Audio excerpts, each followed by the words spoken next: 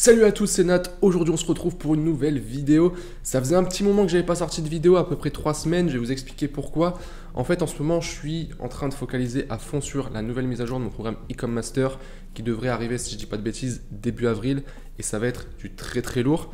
Et en plus de ça, entre temps je suis également tombé malade, ça va peut-être s'entendre encore un petit peu à ma voix, rien de très grave, juste enrhumé, toussé, mais du coup impossible de faire une vidéo. Donc ici on va reprendre tranquillement avec une vidéo FAQ, foire aux questions. Ça se passe sur Instagram. D'ailleurs, je vous invite tout de suite à venir me suivre sur Instagram parce que régulièrement, je vais aussi proposer du contenu sur Instagram qui n'est pas sur YouTube. Et en plus de ça, quand je fais des vidéos comme celle-ci, FAQ, c'est sur Instagram que je vous demande de me poser vos questions. Et du coup, là, j'en ai noté plusieurs. Donc, j'ai pris un screenshot des questions que vous m'avez envoyées et je vais y répondre durant cette vidéo. Avant d'aller plus loin, si vous souhaitez obtenir d'autres vidéos de ce type, des vidéos FAQ, n'hésitez pas à me le dire également dans les commentaires. Et n'hésitez pas non plus à bombarder la barre de like si vous appréciez ce genre de contenu. On commence maintenant tout de suite par les questions et je vais prendre tout de suite la première.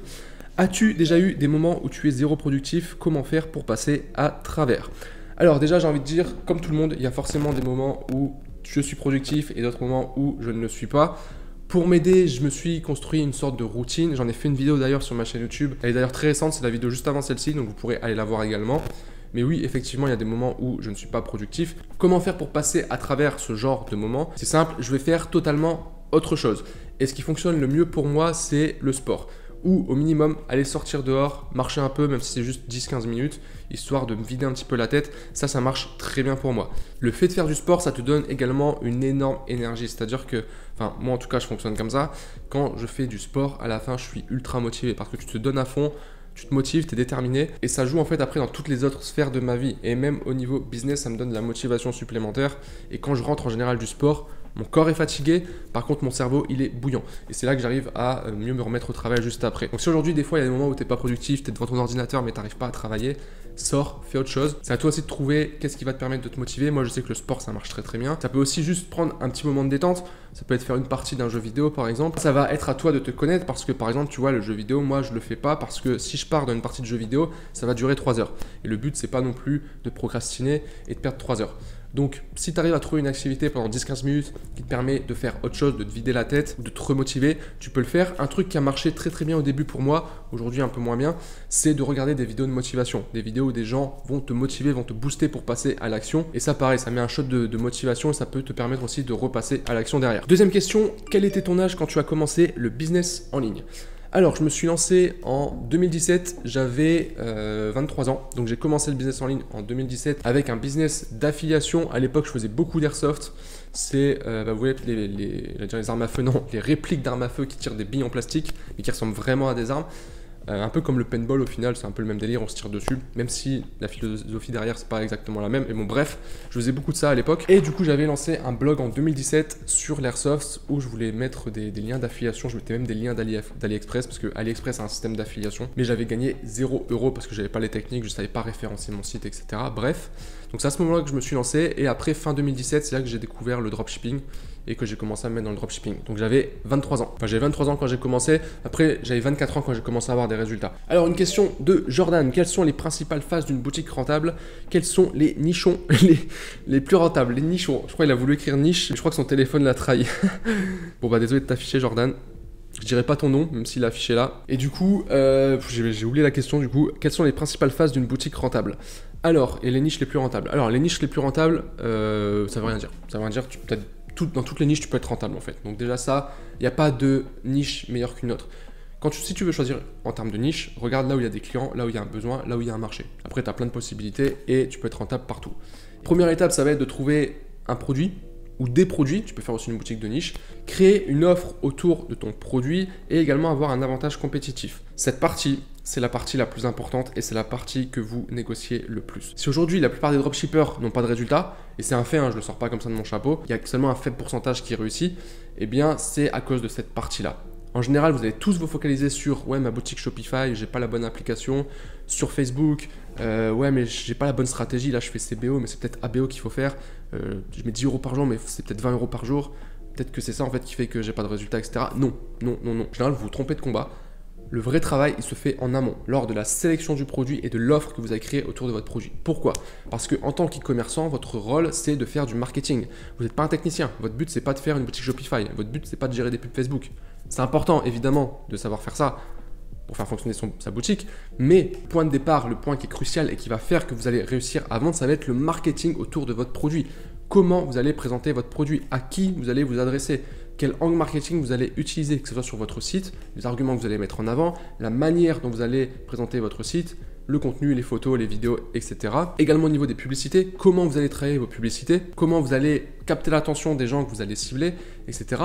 Ce travail-là, il ne se fait pas au niveau de la pub. Il doit être réfléchi avant de lancer votre produit, avant de vous dire « Ok, je pars sur ce produit-là parce que là, j'ai quelque chose qui peut fonctionner. » Et ce travail d'analyse, c'est le plus important. Donc ça, c'est vraiment l'étape 1. C'est pas juste je prends un outil comme AdSpy et puis je regarde le produit qui a beaucoup de likes, je le prends, je le mets sur ma boutique et puis c'est bon, c'est parti. Maintenant, tout va se faire au niveau de la strat Facebook. Non, tout se fait avant en fait. Tout se fait sur le travail en amont. Et vous êtes nombreux à bâcler ce travail alors que c'est vraiment ça qui fait la différence. Et c'est ça que vous devez absolument apprendre à faire. Et d'ailleurs, dans la mise à jour d'E-Com Master, la grosse partie que je suis en train de refaire, c'est cette partie-là.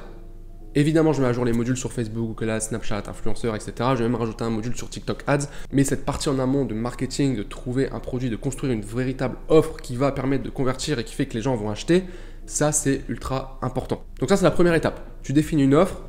Une fois que tu as ça, il faut faire la boutique, forcément, deuxième étape. Donc tu fais ta boutique autour de l'offre que tu veux mettre en avant. Et ensuite, tu fais tes publicités avec ta stratégie publicitaire. Voilà. Et après, en fonction des résultats que tu as, donc tu analyses, t'optimises et tu prends des décisions pour améliorer certains points. Peut-être qu'il faudra changer dans le marketing, peut-être qu'il faudra changer la manière dont tu présentes ton produit, peut-être tester d'autres pubs, ou peut-être que ce que tu as fait, ça va fonctionner. Et là, c'est génial, tu peux commencer à rentrer dans la phase de scaling, etc. Donc voilà les étapes pour être rentable et j'insiste vraiment sur le fait que la première étape, ce que je vous ai donné là, c'est le plus important. Une question maintenant de Dorian, si maintenant tu dois recommencer à zéro, par où, par quoi tu recommencerais? Alors ça, c'est une très bonne question qu'on me pose régulièrement, donc je vais y répondre ici. Donc la question, c'est si je recommençais de zéro, donc si j'avais pas de business, si j'avais rien qui tournait à l'heure actuelle et que je devais recommencer. Donc première chose déjà, si je devais recommencer, mon but, ça serait de devenir indépendant financièrement. Donc ça veut dire avoir mon propre business, gagner de l'argent par moi-même pour pouvoir être indépendant et pour être libre surtout. Donc, évidemment, je m'orienterai vers un business. Je partirai tout de suite vers le business en ligne parce que c'est aujourd'hui ce qu'il y a de plus accessible, de plus simple également selon moi. Ensuite, évidemment, il faudrait choisir un business en ligne. Je partirai sur le e-commerce. Là, je referai pareil, hein. Honnêtement, je me casserai pas la tête. Certains diront qu'en 2017, c'était plus facile de faire du e-commerce, du dropshipping, c'était vraiment l'apogée et qu'aujourd'hui, bah, ça marche plus trop. C'est totalement faux puisque le e-commerce fonctionne toujours et fonctionne de mieux en mieux même et les chiffres n'ont jamais été aussi gros aujourd'hui en 2022. Sauf que la différence par rapport à 2017, c'est que les méthodes changent. Donc forcément, si tu appliques des méthodes de 2017, ça marchera pas. Si tu appliques des méthodes qui fonctionnent maintenant, ça fonctionne. Donc je partirai sur ce business e-commerce, sauf qu'on va partir du principe où j'ai pas les compétences forcément. Donc évidemment, je me formerai. Première étape, se former, c'est la base. Voilà, je pense que tout le monde est d'accord là-dessus. Donc je me formerai. Maintenant, il y a deux cas de figure. Soit au départ, j'ai un capital qui me permet déjà d'investir dans une formation et ensuite de me lancer en e-commerce. Ou alors j'ai zéro capital, on va dire j'ai pas du tout d'argent, qu'est-ce que je ferai? Donc si j'ai l'argent, c'est très simple, j'achète une formation de quelqu'un qui a les méthodes qui fonctionnent à l'heure actuelle, là-dessus pas de souci, ensuite je passe à l'action et je lance mon business e-commerce tout simplement. Par contre si je n'ai pas l'argent, et je sais que c'est le cas de beaucoup de personnes, c'est pour ça que je me permets de prendre cette option ici, et bien il n'y a pas de miracle, je travaille tout simplement, je cherche un job à côté, on part du principe que j'ai pas de job, bah, je vais chercher un job en intérim peut-être en CDD, je vais essayer de trouver des petits jobs par-ci par-là, pour essayer de renflouer le compte et d'accumuler de l'argent et de me faire un capital de départ. Je ne suis pas du tout partisan du fait de se lancer avec 0 €. C'est possible, il y a des méthodes. Le problème, c'est que ça va te prendre beaucoup plus de temps et tu vas faire beaucoup plus d'erreurs parce qu'en général, les gens qui n'ont pas d'argent, qui ne veulent pas mettre d'argent, ils vont se lancer sans se former. Ils vont croire qu'ils vont économiser de l'argent, mais en fait, non. Tu économises de l'argent à court terme, certes, parce que tu ne le dépenses pas dans une formation ou autre, mais en fait, le problème, c'est que ça va te prendre beaucoup plus de temps pour réussir. Encore faut-il que tu y arrives et entre-temps, tout le temps que tu auras passé, peut-être l'argent que tu auras dépensé, bah, tu seras beaucoup plus perdant en fait. Donc, il n'y a pas de secret, il n'y a pas de méthode magique pour lancer un business avec 0 €. Il y a des petits hacks, des petites techniques qui peuvent te permettre de te créer une trésorerie, c'est vrai. Mais moi, la manière la plus simple, ça serait tu travailles à côté, ok, tu te fais une trésorerie. Si tu as déjà un job, bah, c'est parfait. Tu utilises ce job-là pour mettre de l'argent un peu tous les mois dans ton business et tu te lances comme ça en parallèle. Voilà, c'est ce que je ferais. Une question maintenant de Fiansu. Un avis sincère sur le marché français. Alors, si je réponds à la question telle quelle, un avis sincère sur le marché français, je suis sur le marché français, ça fonctionne très très bien. Maintenant, je comprends la question qu'il y a derrière la question, qui serait plus, est-ce que le marché français fonctionne encore aujourd'hui? Est-ce qu'il n'y a pas trop de concurrence? Est-ce qu'aujourd'hui on peut encore vendre sur le marché français? Absolument. Oui, il y a de la concurrence. Et oui, il y a de la place. C'est juste que tu dois te démarquer, encore une fois. Ça, j'en parle souvent auprès des membres de E-Com Master. C'est de leur dire, écoute, oui, il y a de la concurrence, mais c'est pas un problème parce que tu vas devoir, toi, faire ce travail différent, soit en termes de marketing, en termes de comment tu vas proposer ton produit, au niveau du marché, etc. Bref, tu as plein de moyens en fait de te différencier, donc c'est pas du tout un problème. J'ai vendu dans plein de pays différents. Aujourd'hui, je suis focalisé uniquement sur le marché français. Puis ça fonctionne, j'ai envie de te dire, peu importe les marchés. Donc le marché français reste un très bon marché. C'est le marché sur lequel je vous conseille de vous lancer quand vous démarrez parce que c'est plus simple. C'est votre langue, c'est votre culture, en tout cas pour les Français. Et il y a largement moyen de faire du résultat sur le marché français. Ensuite, pour une boutique niche avec plusieurs produits, faut-il plusieurs pixels? Est-ce possible? Je vais répondre très simplement. Une boutique, un pixel. Le pixel, c'est simplement l'élément que tu vas installer sur ton site qui va remonter les données. C'est tout. Parfois, on entend dire le terme il faut chauffer le pixel. Moi-même, je l'ai utilisé pendant un certain moment, mais en fait, ça n'a pas vraiment de sens. C'est pas chauffer le pixel. Le pixel, c'est juste l'outil technique qui remonte les données. C'est derrière, au niveau de Facebook, du Business Manager, que ça s'optimise. Et Facebook saura très bien si tu as une boutique avec plusieurs produits, une boutique multiniche, saura analyser d'où viennent les clients, quel type de clients vont sur telle page, etc. Donc ça, c'est pas un problème. Si tu pouvais parler de tes procédures pour lancer dans un autre marché que la France. Alors, je sais pas ce que vous avez avec le marché français, mais on dirait vous l'aimez pas trop. Alors, pour ça, c'est dans un autre marché, le principe est extrêmement simple. Moi, ce que je vais faire, c'est que je vais faire ma boutique en français d'abord. Ensuite, je vais la faire traduire dans la langue que je veux, dans la langue du pays dans lequel je vais vendre, forcément. Donc, je vais utiliser des plateformes comme 5euros.com ou Fiverr pour faire traduire le site. Ensuite, je mets la traduction sur le site. Je fais la même chose pour tout ce qui est publicité. Et ensuite, je lance dans l'autre marché. Il n'y a pas vraiment de difficulté. Il y a beaucoup de gens qui se font une montagne le fait de lancer dans un autre pays. C'est pas compliqué du tout. Voilà, c'est tout. On va encore prendre 2-3 questions. On a une question de Yacine qui demande si c'est mieux de créer sa boutique de A à Z ou de faire déléguer. Budget de 2000 € et faible budget.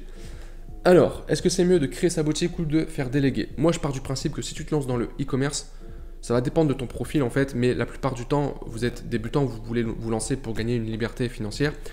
Au début, c'est de le faire par vous-même. Il faut que vous appreniez à le faire. Parce qu'au-delà de faire la boutique, vous allez apprendre également des compétences qui ont une valeur. Et ça, on l'oublie parfois. Quand vous faites du dropshipping, quand vous faites du e-commerce, vous apprenez des compétences de malade. Vous apprenez tout un panel de compétences qui sont ultra recherchés en fait dans le domaine du business en ligne. Donc c'est pour ça que quand tu débutes, moi je te conseille vraiment de faire par toi-même. Et aussi parce qu'il y a un autre principe qui est très important, c'est que si tu veux déléguer quelque chose de la bonne manière, tu dois savoir ou au moins connaître comment ça fonctionne. Parce que si tu n'as jamais fait de boutique Shopify, si tu ne sais pas comment faire une boutique Shopify qui convertit, que tu ne connais pas les différents éléments, tu vas le déléguer à quelqu'un.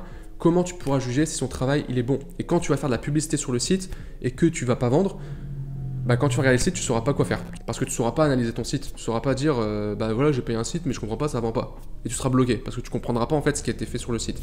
Donc c'est pour ça que c'est important au départ de le faire toi-même. Question de Mostafa, tes objectifs d'ici l'été? Alors, premier objectif pour cet été, revoir les abdominaux. Voilà, ça c'est le premier objectif. Je le dis en rigolant, mais c'est réel en vrai. Donc logiquement, j'ai le temps, là, je me remets au sport comme il faut, donc normalement ça devrait être le cas. Je vous ferai une vidéo cet été torse nu. Voilà, comme ça on verra si l'objectif a été atteint. Non, évidemment, je rigole. Plus sérieusement, les objectifs niveau business, j'en ai deux principaux. Le premier, ça va être de relancer la marque que j'avais entamée fin d'année 2021. Donc la marque sur laquelle j'ai un peu délaissé mon focus. J'aimerais bien m'y remettre à fond avant cet été. Et deuxième élément, le programme Ecom Master. Ça fait à peu près 2 mois que je travaille à fond dessus. Donc j'ai un objectif pour, alors c'est pas pour cet été, c'est pour la fin de l'année, on va dire pour l'année 2022, de faire péter un maximum de gens au travers de ce programme. Donc de faire réussir des gens. Je me suis fixé un chiffre très très ambitieux pour être honnête. Donc l'idée c'est d'aider 1000 personnes à vivre de leur business e-commerce. Je sais que c'est énorme, mais avec le travail que je fournis, je pense que c'est largement réalisable et ça va être un de mes objectifs pour cette année. J'ai fait l'erreur les années précédentes de me fixer des objectifs qui étaient, alors pas trop hauts, mais trop d'objectifs à la fois. Là, je suis focalisé uniquement sur 2 choses. C'est important d'être focus si vous voulez atteindre vos objectifs. Voilà, je vais prendre maintenant une dernière question parce que je me rends compte que la vidéo, ça dure longtemps, hein, même s'il y aura des cuts au montage. Donc la question de NLMN, je ne saurais pas dire ton pseudo, désolé. Comment s'est passée la transition quand tu as commencé à chiffrer? Alors, quand j'ai commencé à chiffrer, alors on va dire quand j'ai commencé vraiment à avoir de la rentabilité, parce que le chiffre d'affaires ça veut rien dire, mais quand j'ai commencé vraiment à être rentable et surtout à être libre, donc moi le premier palier que je m'étais fixé, c'était les 2000 € par mois. Quand j'ai atteint ce palier-là, en fait j'étais content forcément, mais si tu veux, c'est comme si je l'avais déjà prévu. Genre c'est comme si, bah voilà, en fait ça faisait des mois que je travaillais et que j'étais déjà préparé mentalement à atteindre ce palier-là. Donc quand je l'ai eu, en fait, je me suis dit, c'est cool, c'est bien. Maintenant, on continue. Et puis après, ça a continué d'augmenter. Donc, il n'y a pas eu vraiment de réel changement, honnêtement, dans mon attitude. Parce que dès le départ, même quand je faisais pas de chiffres, j'étais toujours aussi motivé, je travaillais de la même manière. Donc, quand j'ai commencé à être rentable, il n'y a pas eu de changement. Si ce n'est que le compte en banque, il a commencé à augmenter. Donc, ça fait plaisir. Sinon, à part ça, il n'y a pas eu vraiment de changement. Le seul truc qu'il y a eu vraiment sur l'impact qu'il y a eu sur ma vie, c'est que j'ai mis du temps vraiment à profiter, en fait. C'est-à-dire, je faisais rentrer de l'argent, je dépensais très peu. Même encore aujourd'hui, honnêtement, je dépense pas énormément. Alors, Ça va dépendre en fait des périodes, honnêtement, mais voilà, je peux rester pendant 1 mois, 2 mois sans rien dépenser, enfin sans dépenser de manière extravagante. Par contre, par exemple, l'été, je vais me faire des vacances, là je vais claquer en 1 semaine tout ce que j'aurais claqué en 4 mois avant, quoi. Mais au début, quand j'ai commencé à chiffrer, il n'y a pas eu ce côté, ouah, trop bien, je gagne de l'argent, maintenant je me fais plaisir. Non, j'ai mis vraiment du temps. Ça, c'est aussi parce que je me suis aussi beaucoup formé à l'intelligence financière, donc j'ai lu pas mal de livres, etc. là-dessus, pour me dire, ok, tu gagnes de l'argent, mais tranquille, c'est que le début, ok, t'es pas encore ultra riche. Il faut réussir à stabiliser ça avant de commencer à claquer ta thune et réinvestir en fait. Et j'étais dans une optique où je réinvestissais en fait quasiment tout mon argent, mais dans le business. Je faisais pas encore d'investissement bourse, crypto ou autre. J'investissais tout dans mon business, dans mon e-commerce en fait. Chaque fois, en fait, le bénéfice que j'avais, je le remettais en publicité, je lançais d'autres boutiques, etc., pour faire grossir. Bah écoutez, on arrive maintenant au terme de cette vidéo. J'espère qu'elle vous aura plu. Si c'est le cas, bombardez-moi cette barre de like. N'hésitez pas à me dire dans les commentaires si vous voulez voir d'autres vidéos FAQ. Et surtout, si vous voulez me poser vos questions, venez me suivre sur Instagram. En story, de temps en temps, je vous fais un petit post pour que vous puissiez me poser vos questions. Et si les questions sont pertinentes, je vous fais une vidéo directement sur YouTube. Voilà, un grand merci à vous d'avoir regardé cette vidéo jusqu'à la fin. Sur ce, je vous dis à bientôt pour une prochaine vidéo. Ciao!